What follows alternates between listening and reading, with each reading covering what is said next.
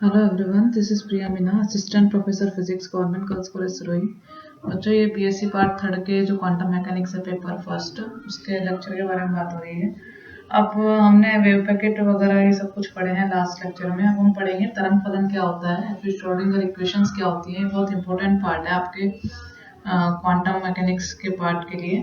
और wave function के बारे में बच्चों ये आपका बेसिक है। फिलहाल आज का जो लेक्चर है वो बेसिक है कि वेव फंक्शन आखिर होता क्या है, क्यों यूज आता है ये हमारे उसमें क्वांटम मैकेनिक्स में हम इसे क्यों यूज करते हैं। तरंग फलन क्या होता है। तरंग फलन बच्चों क्या होता है कि जैसे हम क्लासिकल मैकेनिक्स में जो पढ़ते थे पहले, वो था न्यूटन्स के लॉ। तो वहाँ पे जो न्यूटन्स की समीकरण होती थी उन्हीं से हम पूरी क्लासिकल मैकेनिक्स पढ़ लेते हैं। तो क्वांटम मैकेनिक्स में शुरुआत के लिए जो होता है वो होते वेव इक्वेशन होती है। वेव इक्वेशन के लिए एक फंक्शन की जरूरत होती है, तो वो क्या होता है, वेव फंक्शन होता है। और जो वेव इक्वेशंस होती है वो श्रोडिंगर नाम के एक साइंटिस्ट ने दी थी, तो उसे हम श्रोडिंगर वेव इक्वेशंस के नाम से जानते हैं। तो बेसिकली आपका वेव फंक्शन क्या होता है, the relation lambda is equals to h upon p has been experimentally verified for both photon and particle like electrons by de Broglie. Lambda upon h p क्या होता है कि ये डी ब्रोगली के द्वारा दिया गया था, और ये फोटोन और पार्टिकल्स दोनों के लिए होता है। वेरीफाई है दोनों के लिए कि ये वेव के लिए और पार्टिकल के लिए दोनों के लिए होता है। And the associate wave function psi, इसके साथ कोई ना कोई वेव जुड़ी हुई है किसी भी पार्टिकल के साथ, तो कोई डेफिनेटली जैसे पार्टिकल की हम कोई भी उसके बारे में यदि कुछ भी जानना है तो हम जान सकते हैं, पर जो वेव उसके साथ एसोसिएट होती है उसके बारे में जानने के लिए हमारे पास एक वेव फंक्शन होता है, तरंग फलन होता है। उसे यहाँ पर हम डिनोट करते हैं साई से। ये होता है बच्चों साई का sign. Which is function of space coordinate, ये किस किस का फलन होता है, जो हमारे निर्देशांक होते हैं एक्स वाई जेड और टाइम यानी कि समय का फंक्शन होता है। ये हमें क्या देता है, complete information about the particle, किसी भी पार्टिकल के बारे में कंप्लीट इंफॉर्मेशन हमें देता है। So it is represented by, इसे हम किस प्रकार से डिनोट करते हैं बच्चों, psi x y z t, क्योंकि ये एक्स वाई जेड तीनों निर्देशांकों का फलन होता है और टाइम का फंक्शन होता है इसलिए। या फिर इसे हम लिख सकते हैं साई आर टी, आर यहाँ पर क्या हो गया हमारा एक्स वाई जेड हो गया। It is a complex function, एक किस तरह का फंक्शन होता है, एक कॉम्प्लेक्स फंक्शन होता है। कॉम्प्लेक्स आप जानते हैं, रियल एंड कॉम्प्लेक्स, वास्तविक और जो बोलते हैं हम कॉम्प्लेक्स कॉन्जुगेट जैसे बोलते हैं। तो कॉम्प्लेक्स फंक्शन होता है, means it contain imaginary part, यानी कि इसमें कुछ ना कुछ इमेजनरी पार्ट होता है, वास्तविक नहीं होता है, अवास्तविक पार्ट होता है इसमें।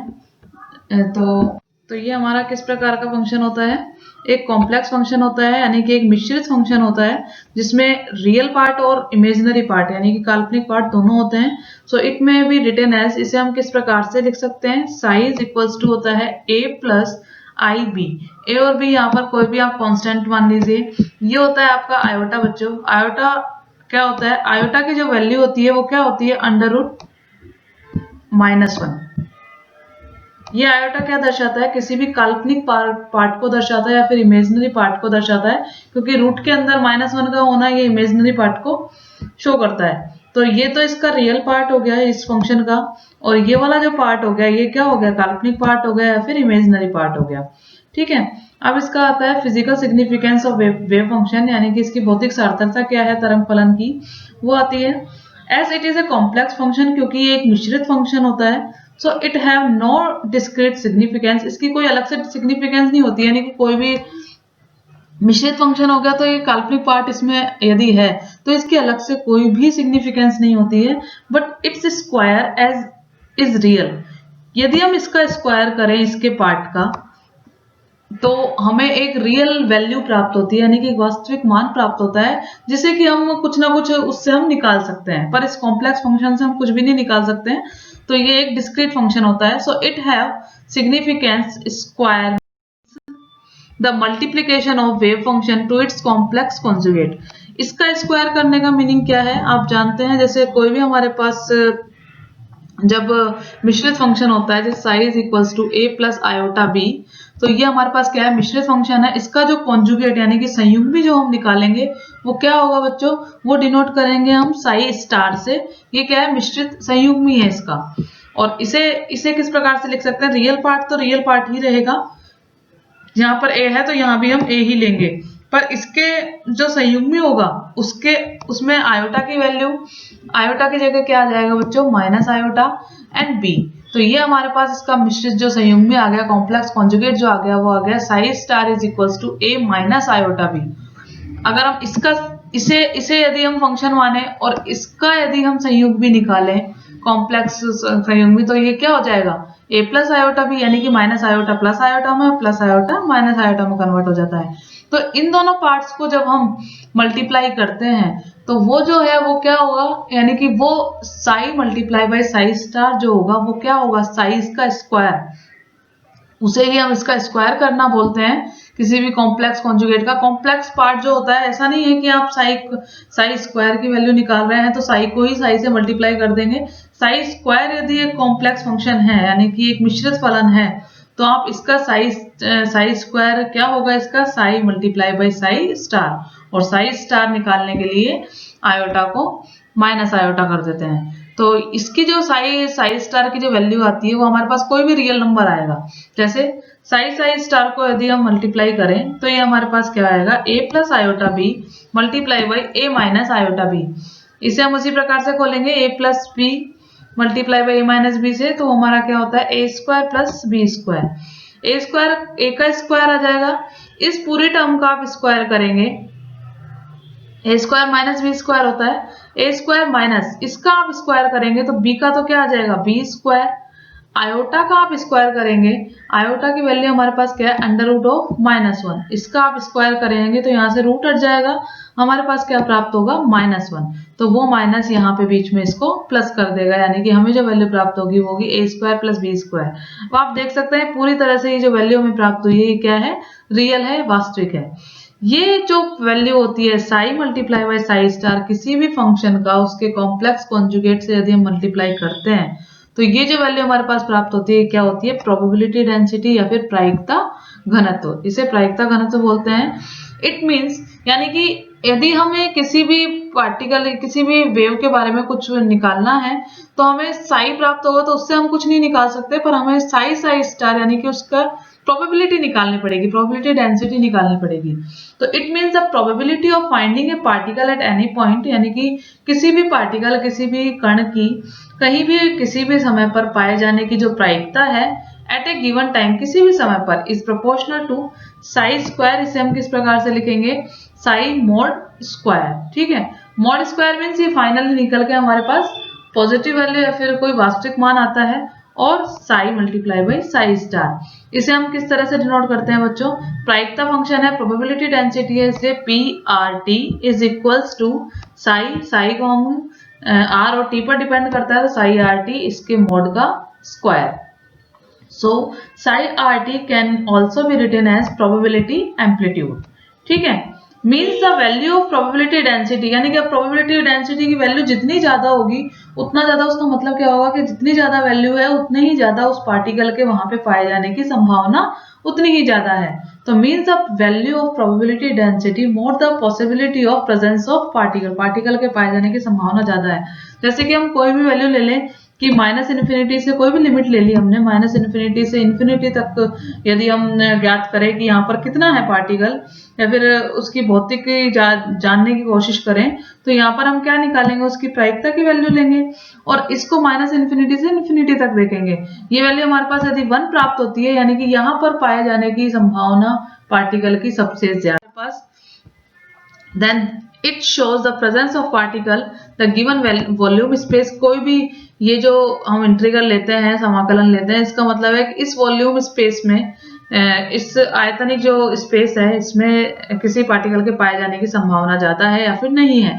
ये हमारे पास यदि 0 प्राप्त होती है तो ये क्या दिखाता है कि एब्सेंस ऑफ पार्टिकल है, यानी कि कोई भी पार्टिकल यहाँ पर नहीं पाया जाता in the given volume space, यानी कि इस आयतनिक स्पेस में किसी प्रकार का कोई पार्टिकल नहीं होता।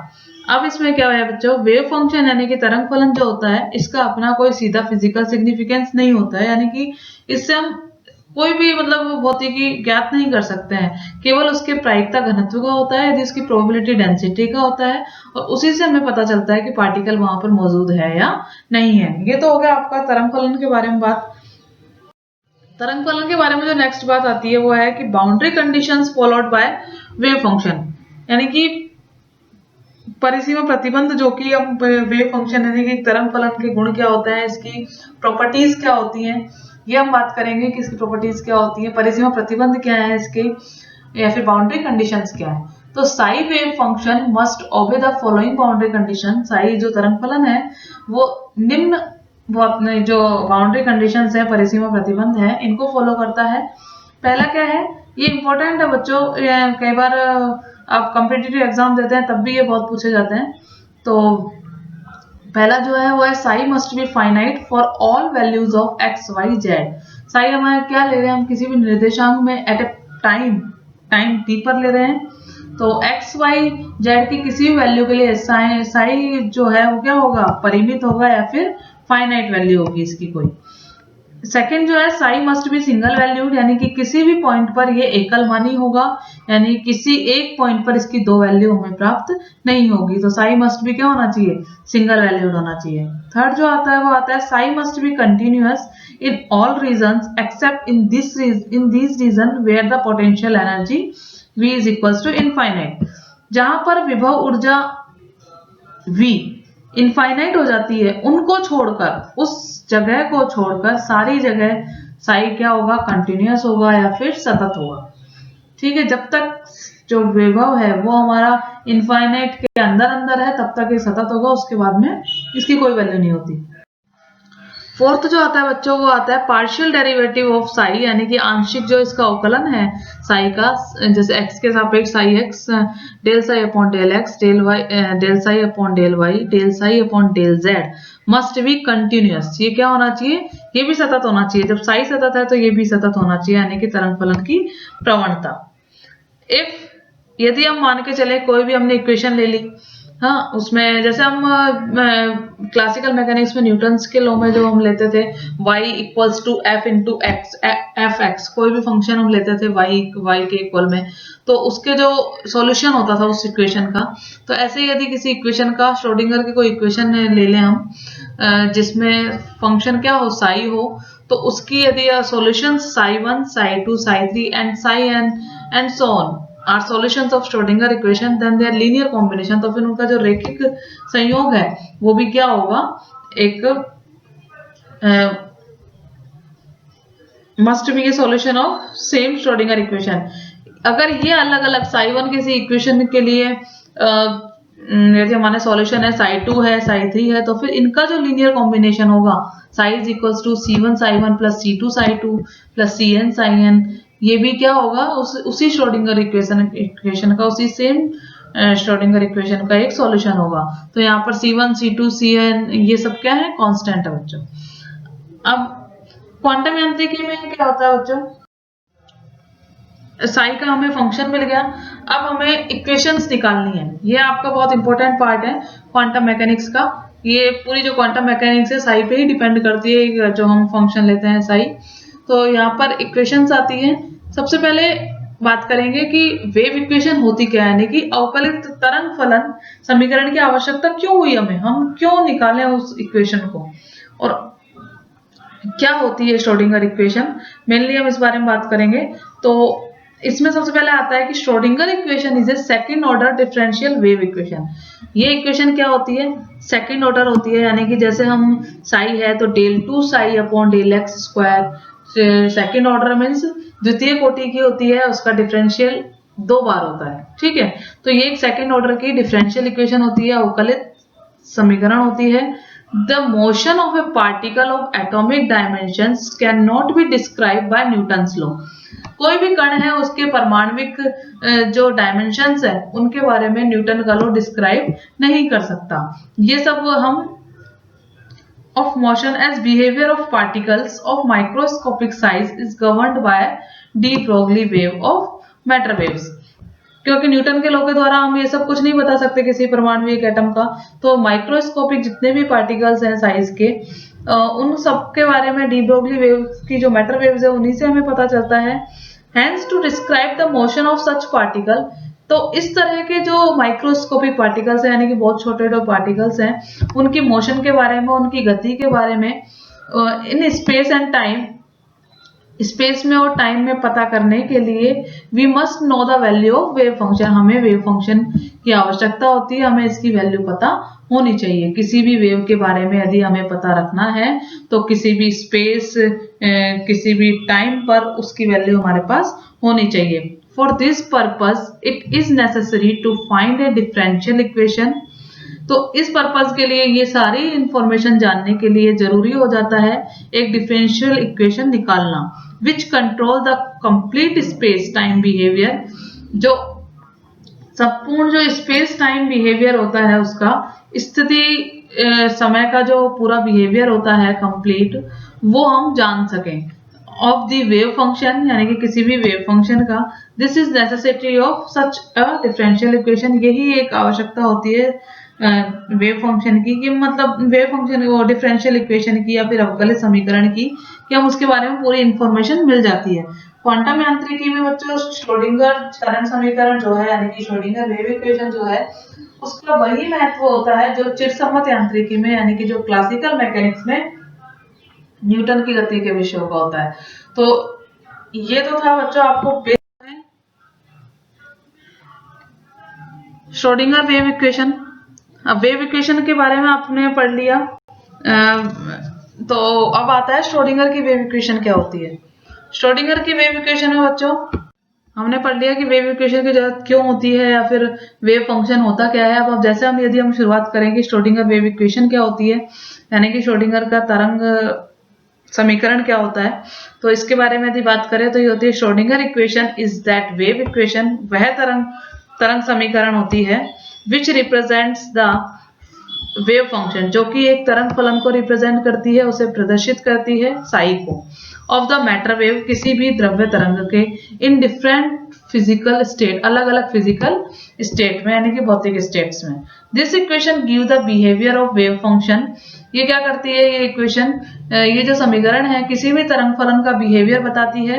एसोसिएट विद एटॉमिक पार्टिकल, किसी भी परमाणुविक कण के साथ जो वेव जुड़ी हुई है उसका पूरा बिहेवियर हमें इस वेव इक्वेशन से प्राप्त हो जाता है। It can be established in the same way as the plane progressive wave. ये उसी प्रकार से एस्टेब्लिश होती है, उसी प्रकार से निकाली जाती है जैसे कि समतल प्रगामी तरंग हम एस्टेब्लिश करते थे ना, उसी प्रकार से। अब इसे हम निकालने के लिए हम क्या करेंगे कि ये भी जनरल है श्रोडिंगर वेव इक्वेशन का। श्रोडिंगर वेव इक्वेशन कई तरह की होती है जो कि आपके एग्जाम में डेफिनेटली आती है।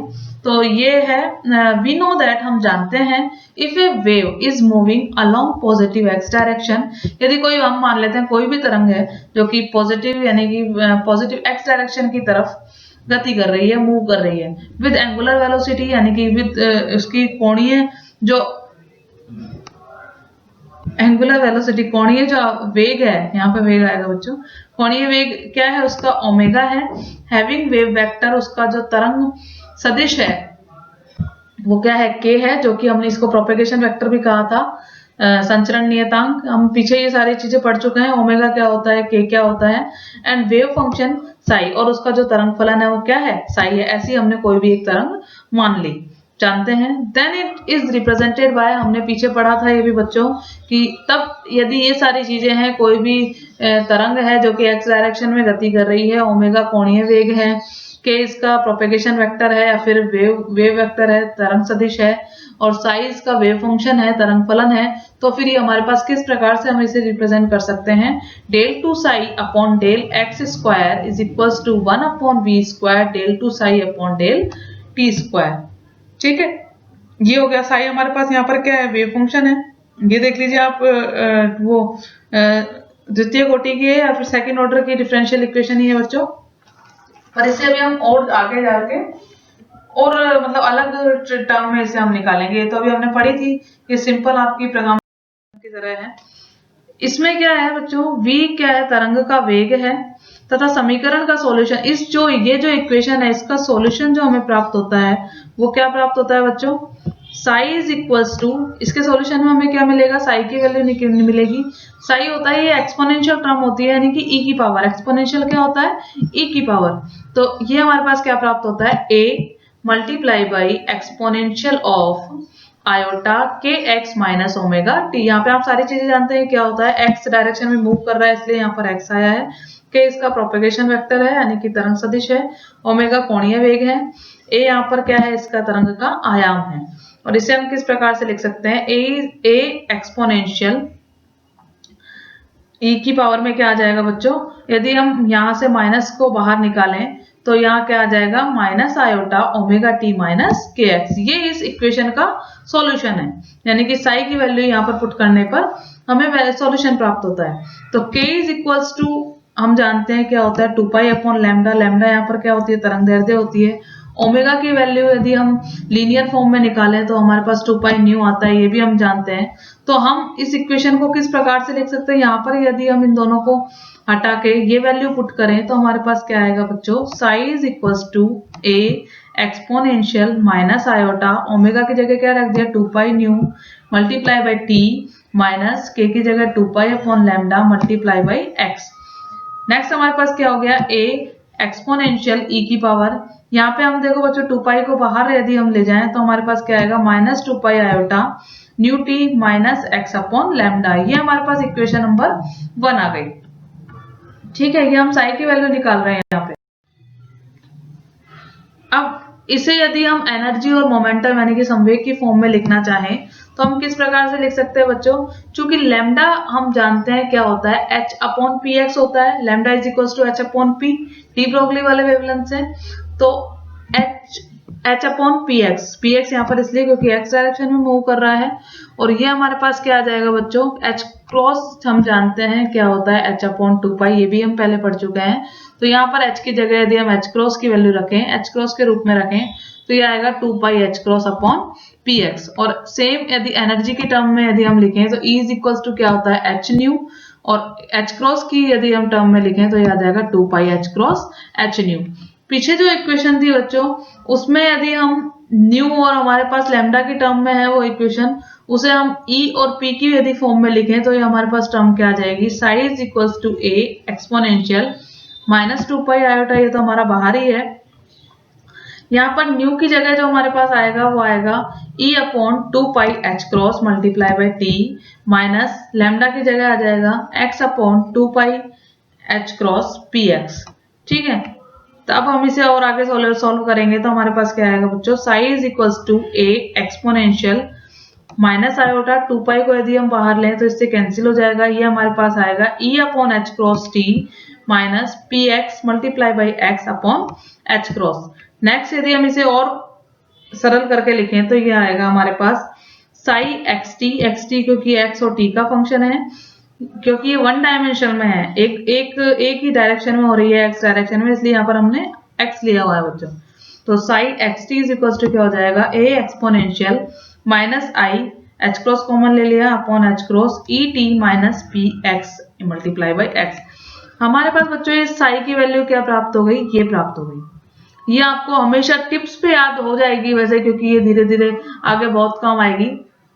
तो हमारे पास बेसिकली 1 डायमेंशनल में साई की वैल्यू क्या होगा, साई इज इक्वल टू ए ई की power minus iota upon h cross ई टी माइनस पी एक्स। ठीक है, ये आ गई आपकी इक्वेशन नंबर 2। अब ये तरंग फलन क्या है बच्चों की टाइम t पर है, यदि हम इसमें time t is equal to 0 कर दें तो आपकी ये टर्म तो क्या हो जाएगी बच्चों, 0 हो जाएगी। तो हमारे पास जो t इज इक्वल टू 0 पर जो वैल्यू आएगी वो क्या हो जाएगी, t इज इक्वल टू 0 पर जो वैल्यू आएगी वो क्या हो जाएगी, ये तो 0 हो ही जाएगी आपकी ये वाली टर्म। तो हमारे पास क्या रह जाएगा, आपको पता है ना कि a e की power minus i upon h cross E t minus p x multiply by x. इसे यदि हम खोल के लिखें तो बच्चों हमें क्या प्राप्त होता है, आप जानते होंगे कि a e की power minus i upon h cross E t और मल्टीप्लाई में e की पावर,